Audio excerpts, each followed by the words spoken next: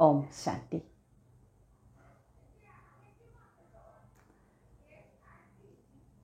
সমাজত যিবোৰ কাণ্ড ঘটি আছে, কি ঠিক কাইলৈ পৰহিলৈ আপোনাৰ জীৱনতো তেনেকুৱা ঘটনা আহি যাব পাৰে। কিয় হৈছে? প্ৰথমতে পাতিব বিচাৰিছোঁ, কিয় হৈছে সেইবোৰ? কি কাৰণত এনেকুৱা ধৰণৰ ঘটনা ঘটিবলৈ আজি ঠায়ে ঠায়ে বাটে বাটে গলিয়ে গলিয়ে এনেকুৱা ধৰণৰ ঘটনা ঘটিবলৈ আৰম্ভ কৰিছে? যিকোনো ঘটনা সম্বন্ধ নিৰ্মাণৰ মাজত, সম্বন্ধ নিৰ্মাণৰ নামত মাৰ্ডাৰ, হত্যা, হয়নে? ই জানো কিবা যুক্তিসংগত কথা হ'ব পাৰেনে? সম্বন্ধ নিৰ্মাণৰ নামত কাৰোবাক হত্যা কৰি এটা বেলেগ সম্বন্ধ স্থাপনা কৰিব পৰা যায় জানো? আজি এই গোটেই বিষয়বস্তুৰ ওপৰত কি হৈছে, বহুতে নাজানে কিয় হৈ আছে। আচলতে যেতিয়া সকলো বস্তুক শৰীৰ কেন্দ্ৰিক কৰি পেলাম, তেতিয়াই জীৱনত এনেকুৱা অমানৱীয়, অমানিশা এই পৃথিৱীলৈ আহিবলৈ আৰম্ভ কৰিছে। শৰীৰ, ইয়াৰ এটাই কাৰণ হৈছে শৰীৰ, শাৰীৰিক প্ৰেম, য'ত কোনো মন বুদ্ধিৰ খেল নাই, কেৱল শৰীৰ, শৰীৰে শৰীৰক পালেই হ'ল, তেনেকুৱা ধৰণৰ এটা যিটো সম্বন্ধ চলিছে, তাক কিন্তু প্ৰেমৰ নাম দি কলংকিত কৰিব নাপায়। শাৰীৰিক সম্বন্ধৰ বাবে যি সম্বন্ধ কৰি ঘটি আছে, শাৰীৰিক সম্বন্ধ, শাৰীৰিক উন্মাদনাৰ বাবে যিবিলাক সম্বন্ধ স্থাপনা হৈছে, তাক প্ৰেমৰ নাম দি প্ৰেমক কলংকিত কৰিব নাপায়।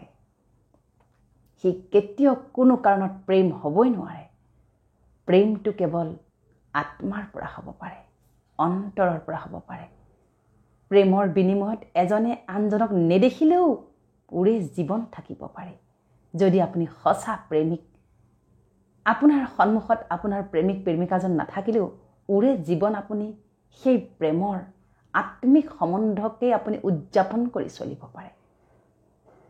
শাৰীৰিক মাদকতা, শাৰীৰিক উত্তেজনাক শান্ত কৰিবলৈ গৈ তাক প্ৰেমৰ নাম দি অন্ততঃ প্ৰেম নামৰ এই সৰ্বশক্তিমান শক্তিক, এই পবিত্ৰ শক্তিক, এই স্বৰ্গীয় শক্তিক কলংকিত কৰিবলৈ নাপায়, নকৰিব।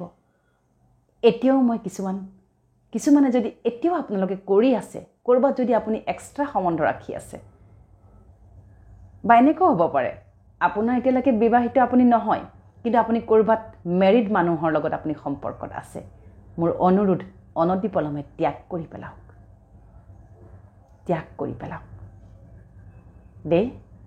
কিয় কৈছোঁ? আমি সকলোৱে কিন্তু কাৰ্মিক একাউণ্ট খুব বেছি ষ্ট্ৰংলি লৈ আহিছোঁ। এইবিলাক এই জনমৰ কিয়া ধাৰা নহয়, লগত লৈ অহা কিয়া ধাৰা, যাক আমি কাৰ্মিক বুলি কওঁ। গতিকে কৰ্মৰ গুয় গতিয়ে কাকো খুদাই নেৰে। যদি আপুনি জ্ঞানী হৈ যায়, জ্ঞানী হ'বলৈ কেৱল একো কৰিব নালাগে, নিজৰ মন বুদ্ধিক আপুনি কিন্তু ভোজন দিব লাগিব, মছলা দিব লাগিব, এক্সাৰচাইজ দিব লাগিব, মন বুদ্ধিৰ লগত অনবৰতে সম্পৰ্কিত হ'ব লাগিব, না কি কৰ্ম ইন্দ্ৰিয়ৰ যিবিলাক তাৰণা, সেই তাৰণাৰ পৰা কিন্তু আঁতৰিবলৈ লাগিব। কি আছে আপুনি কওকচোন? দুদিনমান সম্বন্ধ কৰিলে, ফিজিকেল ৰিলেশ্যনশ্বিপ হ'ল, তাৰপিছত কি মজাটো লাগিল বাৰু? তাৰপিছত আহেনে? থাৰ্ড দিনাখন আহি গ'লনে গোটেই সমস্ত টেনশ্যন, কিবা কিবি, অমুকে দেখিব, তমুকে দেখিব, তমুকৰ লগত কিমান এটা সতৰ্কতা হৈ, কিমান এটা সাৱধান হৈ পেলাই এটা এক্সট্ৰা ৰিলেশ্যনশ্বিপ চলাই থাকিবলগীয়া হয়, যিটো অতি পাপ এই পৃথিৱীত। আপুনি যদি বিচাৰিছে যে আপুনি এটা এক্সট্ৰা সম্বন্ধত থাকিব বিচাৰিছে, আপুনি প্ৰেজেণ্ট সম্বন্ধটোক ত্যাগ কৰিব লাগিব। 2টা সম্বন্ধ, 3টা সম্বন্ধ, 4টা সম্বন্ধ আপুনি একেধাৰে চলাব নোৱাৰে। তাতোতকৈ চূড়ান্ত পাপ আৰু পৃথিৱীত নাই। সেই পাপ আপুনি যুগে যুগে কৰি আহিছে।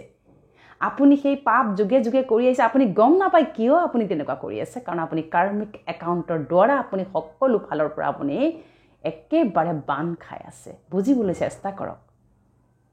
সেয়া ক'ব গ'লে আপোনাৰ শৰীৰটো দোষ নহয়, কিন্তু আত্মাই লগত লৈ অহা সংস্কাৰ। বুজক, আপুনি জনমে জনমে এই কাণ্ড কাৰখানাত আপুনি লিপ্ত হৈ আহিছে। সেইবাবে আজি আপুনি এই জনমতো সেই কুকৰ্মৰ প্ৰতি আপোনাৰ আকৰ্ষণ যাবই যাব।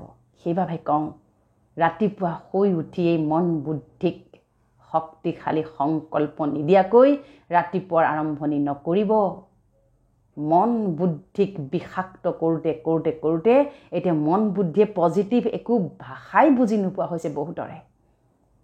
গতিকে সতৰ্ক হওক। এই সময় হৈছে ঈশ্বৰীয় সত্তাৰ লগত জীয়াই থকাৰ সময়। এই সময় হৈছে নিজকে ঈশ্বৰীয় কৰি জীয়াই থকাৰ সময়। কিয় বাৰু নিজৰ এই সুন্দৰ আত্মিক শক্তিক আপুনি কিয় বাৰু বিকৃত কৰিছে, কিয় বাৰু বদনামী কৰিছে? ৰাতিপুৱাই সেইবাবে মই সংকল্প লোৱাৰ কথা বাৰে বাৰে কওঁ। সংকল্প অবিহনে দিনটোৰ যাত্ৰা আৰম্ভ কৰিবই নালাগে। কাৰণ আমাৰ ইমান বিষাক্ত চিন্তা ধাৰণা এতিয়া বাঁহ লৈছে মন বুদ্ধিত, যি ছাবকনচিয়াছত ৰেকৰ্ড হৈ আছে। শুই উঠিয়ে সেইটোৱে কৰো লাগি থাকিব আপোনাৰ। আৰু বিশেষভাৱে এই প্ৰেম নামৰ পবিত্ৰ সত্তাক যি মহামাৰীৰ ৰূপ সমাজত দিবলৈ আৰম্ভ কৰিছে, সেয়া কিন্তু অতি ভয়াৱহ। কাকো সোধাই নেৰে যেতিয়া প্ৰেম বিষাক্ত হৈ যায়। যেনেকৈ অমৃতৰ কোৱান্টিটি ঠিকে থকালৈকেহে অমৃত, কেইদিনমান থৈ দিয়কচোন, সি পয়জন বা বিষ হৈ যাব। তাক যদি আপুনি প্ৰিজাৰ্ভেশ্যন নিদিয়াকৈ থৈ দিয়ে, সি বিষ বা পয়জন হৈ যায়। ঠিক একেদৰে কিবা সম্বন্ধ আহিছে, ভাল লাগিছে কথা পাতি, আপোনাৰ 3-4 দিনৰ পিছত আপোনাৰ সেই ডুপ্লিকেট প্ৰেম আপোনাৰ হৈ গ'ল। তাৰপিছত সেই আত্মাত নাথাকে, সি শৰীৰলৈ আহিব। কেৱল শৰীৰৰ ক্ষুধা, শৰীৰৰ যিবিলাক নিজ, সেয়া পূৰণ কৰিবলৈকে এতিয়া কেৱল প্ৰেম নামৰ এই অনুভৱটোক যেনে তেনে খটুৱাই কিবা কৰি শাৰীৰিক সম্বন্ধলৈ আহিব পাৰিলেই হ'ল। তাৰ বাদে আৰু পৃথিৱীত একো নাই। নিদিব। নিজৰ শৰীৰটোক ঈশ্বৰীয় কৰি ৰাখক। নিজৰ শৰীৰটো যাতে কোনো ফালৰ পৰা কোনো ধৰণৰ দাগ নালাগে, তাৰ প্ৰতি সতৰ্ক থাকক। আপুনি ঈশ্বৰীয়, আপুনি ঈশ্বৰ আল্লাহ গড পৰম পিতা পৰমাত্মাৰ সন্তান। নিজক শক্তিশালী কৰক। নিজৰ মন বুদ্ধিক ইমান পবিত্ৰ কৰক যাতে সেই মন বুদ্ধিৰ প্ৰতি কাৰোবাৰ দৃষ্টি অহাৰ লগে লগে অপজিতজনৰ যেন দৃষ্টিও আপোনাক দেখি পবিত্ৰতালৈ ৰূপান্তৰিত হৈ যায়। নাকি আপোনাৰ মন বুদ্ধিত চলি থকা বেয়া চিন্তা ধাৰণাই যেন বেলেগক এট্ৰেক্ট কৰিব নোৱাৰে, তাৰ প্ৰতি আপুনি সতৰ্ক হওক। যদি এখন সংসাৰ আপুনি ভালকৈ ধৰি ৰাখিবলৈ পৰা নাই, কোনো সংসাৰ, কোনো সম্বন্ধক আপুনি আজীৱন ভালকৈ ধৰি ৰাখিব নোৱাৰিব। সেইটো 100% গেৰেণ্টিড। হয়নে বাৰু? আৰু আইন আদালত আছে। এক্সট্ৰা ৰিলেশ্যনবিলাক ৰাখি থকাতকৈ আইন আদালতত যাব লাগে। প্ৰেজেণ্ট সম্বন্ধটোক ব্ৰেক কৰিব লাগে আইনগতভাৱে, শুভভাৱনাৰে। তাৰপিছত আপুনি সামাজিকভাৱে কাৰোবাৰ লগত বান্ধোনত আহিব পাৰে, সেইটো একো ডাঙৰ কথা নহয়। তাকেই নকৰি লুকাই চুৰকে যিবিলাক সম্বন্ধ স্থাপন কৰিবলৈ গৈ আজি মানুহ মহা বিপদত পৰিছে। অকল তেওঁই বিপদত পৰা নাই, তেওঁৰ লগতে তেওঁৰ পৰিয়াল, সন্তান সকলো আজি যি মহা বিপদত পৰিছে, সেই কুকৰ্মৰ বলি, সেই কুকৰ্মৰ ফল সকলোৱে ভোগ কৰিবলগীয়া হৈছে। সেইসকলক মই অনুৰোধ কৰি কওঁ, হৈ গ'ল যি হ'ল, এতিয়া অন্ততঃ উপলব্ধি কৰক যে এই শৰীৰত একো নাই। ৰাতিপুৱা শুই উঠি নিজকে আত্মা জানি নিজকে শৰীৰ বুলি পাহৰি যাওক আৰু অকণমান নিজৰ পৰা ছাইড হৈ পেলাই চাওক কি আছে এই শৰীৰত। এই শৰীৰত কি হ'ব? এদিন চিতা হৈ আপুনি জ্বলি যাব। যদি শৰীৰ ইমান ভাল হ'লেহেঁতেন, শাৰীৰিকভাৱে যদি আমি ইমান আকৰ্ষণীয় হ'লোহেঁতেন, শাৰীৰিক সুধাই যদি সকলো হ'লেহেঁতেন, তেন্তে সেই শৰীৰটো মৰাৰ পিছত ক'ৰবাত ধুনীয়াকৈ সজাই ৰাখিলেহেঁতেন। তাক কিন্তু জ্বলাই দিয়া হয়। ডেড বডিটো 1 ঘণ্টা বেছি সময় ৰাখিব নিবিচাৰে, জ্বলাই পেলাব বিচাৰে। সেয়াই হৈছে আপোনাৰ অস্তিত্ব, যাৰ পিছত পৰি আজি মানুহৰ সাংসাৰিক জীৱন বিনষ্ট হ'বলৈ আৰম্ভ কৰিছে। নকৰিব দেই। যদি সম্বন্ধ ৰাখিব বিচাৰিছে, আত্মিক সম্বন্ধ ৰাখক, স্বৰ্গীয় সম্বন্ধ ৰাখক। মৰম, প্ৰেম এবাৰেই হ'ব পাৰে, 10 বাৰ প্ৰেম হ'ব নোৱাৰে। 10 বাৰ প্ৰেম হ'ব নোৱাৰে। মই আপোনাক গেৰেণ্টি দি ক'ব পাৰোঁ, সঁচা প্ৰেম এবাৰেই হ'ব পাৰে। যি আত্মিক প্ৰেম, যি মন বুদ্ধিৰ পৰা প্ৰেম হ'ব, যাক আপোনাৰ হাৰপল ভাল লাগিব, যাৰ প্ৰতি আপোনাৰ অনবৰতে শুভ কামনা শুভ ভাৱনা থাকিব, যাৰ প্ৰতি অনবৰতে আপোনাৰ কল্যাণকাৰী ভাৱনা থাকিব, যাৰ প্ৰতিটো কৰ্ম যেন বহুত ভাল হওক, তেওঁৰ জীৱন যেন বহুত বহুত বহুত ভাল হওক, সেই ভাৱনা আপোনাৰ মনত থাকিব। তেওঁ আপোনাক যিয়ে নকওক কিয় সেয়া আপোনাৰ কাৰণে কেতিয়াও আওকাণত নাথাকিব, আপুনি কেতিয়াও তাৰ প্ৰতি আক্ষেপ নকৰিব। সেয়াই হৈছে প্ৰকৃত প্ৰেম। প্ৰেম মানে মই কিমান পাইছোঁ, মোক কিমান ভাল পোৱা, মোক কি দিছা আজিলৈকে, মোক কি কৰিছা, সেইবিলাকৰ হিচাপ নিকাচ নহয়। প্ৰেম মানে মই কি দিছোঁ, মই তোমাক কিমান নিস্বাৰ্থভাৱে প্ৰেম কৰোঁ, মোৰ তোমাৰ প্ৰতি কি ভাৱনা আছে, মই তোমাক ঠগি আছোঁ নেকি মনে মনে। চূড়ান্ত প্ৰেমৰ বিশ্বাসঘাতকতা হৈছে যেতিয়া এটা সম্বন্ধত থাকি 10টা সম্বন্ধৰ প্ৰতি আকৰ্ষিত হৈ সেই প্ৰেজেণ্ট সম্বন্ধটোক ঠগি থকা। সেইটো হৈছে চূড়ান্ত বিশ্বাসঘাতকতা, যাৰ হিচাপ নিকাচ কিন্তু এই বৰ্ষতে এইটো শৰীৰতে আপুনি ভোগ কৰিবই লাগিব। গতিকে সাৱধান হওক, কথা পাতক, সকলোৰ লগত সম্বন্ধ কৰক, কিন্তু ঈশ্বৰীয় সম্বন্ধ কৰক। আপুনি আপোনাৰ হৃদয়ত প্ৰেম অপাৰ, সেয়া আপুনি প্ৰকট কৰক। প্ৰেম কেতিয়া বহুত বেছি বাঢ়িব, বৃদ্ধি হ'ব, যেতিয়া আপোনাৰ হৃদয়ৰ পৰা তেওঁৰ প্ৰতি অনবৰতে শুভ কামনা শুভ ভাৱনা আৰু তেওঁৰ প্ৰতি আশীৰ্বাদ থাকিব। সিমানেইটো যথেষ্ট জীয়াই থাকিবলৈ, আৰুনো কি লাগে। শাৰীৰিক সম্বন্ধ কৰি কিমান মানুহ সুখত জীয়াই আছে। বৈবাহিক সূত্ৰে এটা সম্বন্ধ কিয় বান্ধি দিয়া যায়, যাতে তেওঁৰ প্ৰজন্ম আগবাঢ়ে। সেইবাবে সমাজে স্বীকৃতি দিয়ে। সমাজে স্বীকৃতি দি বিবাহ নামৰ এটা অনুষ্ঠানৰ যোগেদি দুইজনকে একলগ কৰি দিয়ে ছ'চিয়েল ৰিকগনিশ্যন, যে তোমালোক আজিৰ পৰা পতি পত্নী, তোমালোকৰ নিজৰ উত্তৰাধিকাৰী আগবঢ়াবৰ বাবে তোমালোক আজিৰে পৰা সামাজিকভাৱে তোমালোক স্বীকৃতিপ্ৰাপ্ত, হয়নে? গতিকে তেতিয়া প্ৰজন্ম বাঢ়িব, উত্তৰাধিকাৰী বাঢ়িব, আমাৰ বংশ পৰিয়াল বাঢ়িব। কিন্তু যিবিলাক অস্বীকৃতিপ্ৰাপ্ত, যিবিলাকে ৰিকগনিশ্যন নোহোৱাকৈ মনে মনে সেই স্বীকৃতিপ্ৰাপ্ত সম্বন্ধটোক বিশ্বাসঘাতকতা কৰি কৰি ঠগি ঠগি বেলেগৰ লগত যেতিয়া ফিজিকেল সম্বন্ধলৈ আগবাঢ়ি যাব, মই এটা কথা আকৌ কওঁ, সেইবিলাক সম্বন্ধত কোনো আৱেগ নাই, কেৱল টাৰ্মছ এণ্ড কণ্ডিশ্যনছ থাকে। কোনোবাই প্ৰমোচনৰ কাৰণে কৰিব পাৰে, কোনোবাই নিজৰ ঘৰৰ খা খৰচ উলিয়াবৰ কাৰণে কৰিব পাৰে, কিন্তু কোনোবাই নিজৰ শাৰীৰিক ক্ষুধা পূৰণৰ কাৰণে কৰিব পাৰে, কোনোবাই কেৱল নিজৰ কিবা এটা স্বাৰ্থ নিহিত হোৱাৰ বাবে, তাৰ বাদে বেলেগ থাকিবই নোৱাৰে। কাৰণ এদিন যেতিয়া সময় বেয়া হ'ব, সেই স্বীকৃতিপ্ৰাপ্ত আপোনাৰ স্বামী বা স্ত্ৰীয়েহে আহি আপোনাক উদ্ধাৰ কৰিব লাগিব, বেলেগ কেতিয়াও নাহে, আহিব নোৱাৰে। কিয় নোৱাৰে? যেনেকৈ লুকাই আপুনি সম্বন্ধ কৰিছে, তেওঁ এতিয়া কাৰো ওচৰত আহি আপোনাক সহায় কৰিব পৰা অৱস্থাত নাই, পলাই পত্ৰং দিব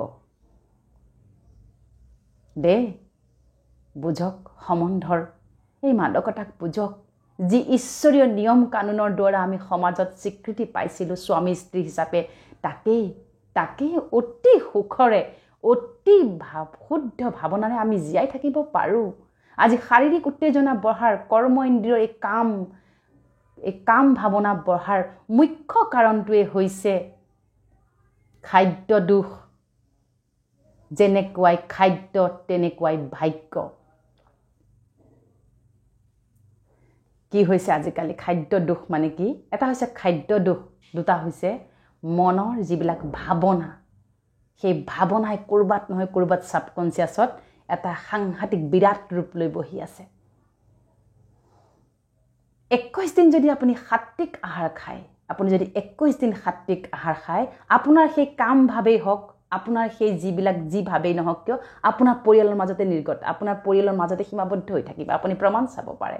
যদি পাৰে সাত্বিক আহাৰ খাবলৈ আপুনি আৰম্ভ কৰক। ৰাতিপুৱা শুই উঠি মেডিটেশ্যন কৰক, তপস্যা কৰক, ঈশ্বৰৰ লগত সম্পৰ্কিত হওক, চাই আছে ঈশ্বৰে আপুনি কি কৰ্ম কৰি আছে, তাৰ হিচাপ নিকাচ কিন্তু এই শৰীৰতে আপুনি কিন্তু ভোগ কৰি যাব লাগিব। কেৱল আপুনি ভোগ কৰিলে নহ'ব, আপোনাৰ সতি সন্তান পোৱালি পৰিয়াল সকলোৱে ভোগ কৰিব লাগিব। সতৰ্ক হওক আপুনি কৰা কুকৰ্মৰ বাবে, যাতে আপোনাৰ পৰিয়াল ধ্বংস হৈ নাযায়, তাৰ কাৰণে কিন্তু আপুনি উত্তৰদায়ী হ'ব লাগিব। বেয়া নাপাব, কথাখিনি অকণমান কঠিনভাৱে কৈছোঁ, নকৰিব।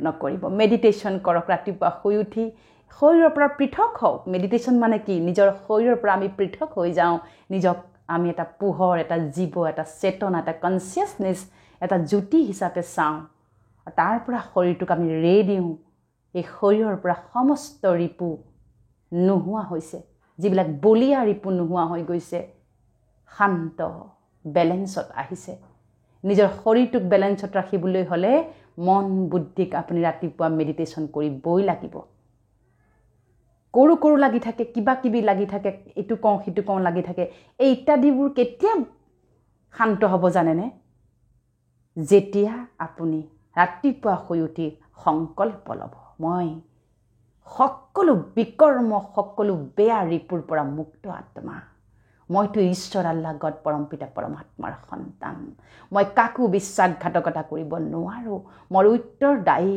মই ঈশ্বৰৰ শ্ৰেষ্ঠ সন্তান মোৰ কাৰোৰ প্ৰতি বেয়া নজৰ নাযায় মোৰ কাৰোৰ শৰীৰৰ প্ৰতি মোৰ বেয়া নজৰ নাযায় মই আত্মা মই মন বুদ্ধি মই জীৱ মই যিমান যেতিয়া কৈ থাকিব মই আত্মা মই এটা চেতনা মই জীৱ মই এটা পোহৰ মই এটা জ্যোতি মই হৈছে পবিত্ৰ আত্মা সিমানে শৰীৰ ভানৰ পৰা লাহে লাহে আপুনি আঁতৰিবলৈ আৰম্ভ কৰিব নহ'লে শৰীৰে কিন্তু আপোনাৰ বাবে বিষাক্ত হৈ পৰিব শৰীৰৰ নিডছ পূৰা কৰিবলৈ গৈ গৈ কিন্তু আপুনি মায়াজালত ফচিব আৰু সেই মায়াজালৰ পৰা যেতিয়া ওলাবলৈ আপোনাৰ ৰাস্তা বিচাৰি নাপাব তেতিয়া এনেকুৱা ধৰণৰ অপকৰ্ম হ'বলৈ আৰম্ভ হৈ যায়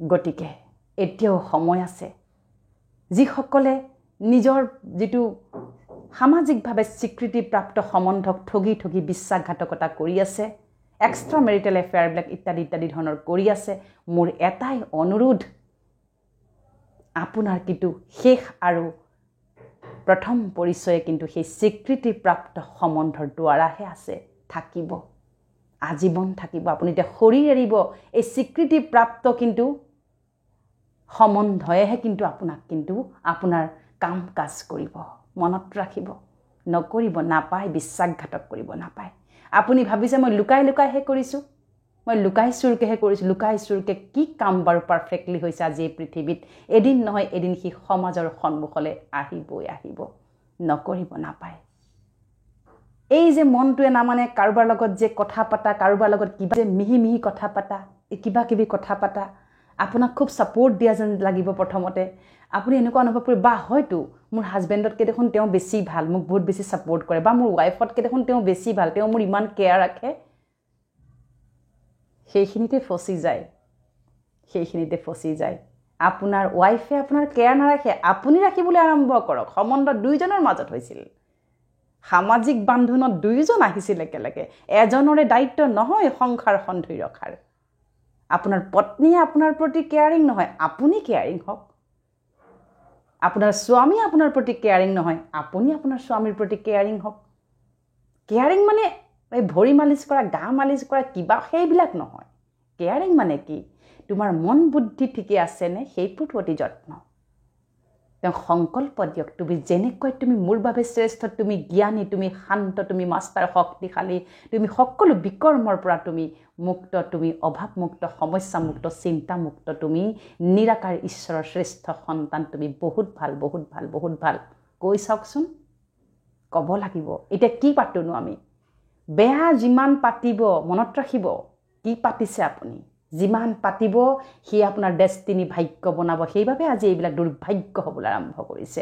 এজন পৰপুৰুষ বা পৰনাৰীৰ লগত যদি আপুনি মোটামুটি যদি 9 দিন মানুহ কথা পাতে তাৰ পৰা আপোনাক টানি উলিয়াব নোৱাৰিব কিয় কওকচোন সি সাবকনচিয়াছত ৰেকৰ্ড হ'বলৈ আৰম্ভ কৰিব শুই উঠিয়ে সেই ব্যক্তি বা সেই গৰাকীলৈ আপোনাৰ মনত পৰিব দিছ ইজ সায়েন্স আমি হিউমেন সাইকোলজিত যে থাকিব লাগিব চেষ্টা কৰক নিজকে তাৰ পৰা অতৰাবলৈ চেষ্টা কৰক নকৰিব এইবোৰ যিটোৰ কমিৰ কাৰণে যিটোৰ অভাৱৰ কাৰণে আপুনি বেলেগ সম্বন্ধ কৰিবলৈ গৈছে সি যদি কেনেবাকৈ ফিজিকেল অভাৱ হয় সি কিন্তু আপোনাক ডেষ্ট্ৰয় কৰিব ধ্বংস কৰিব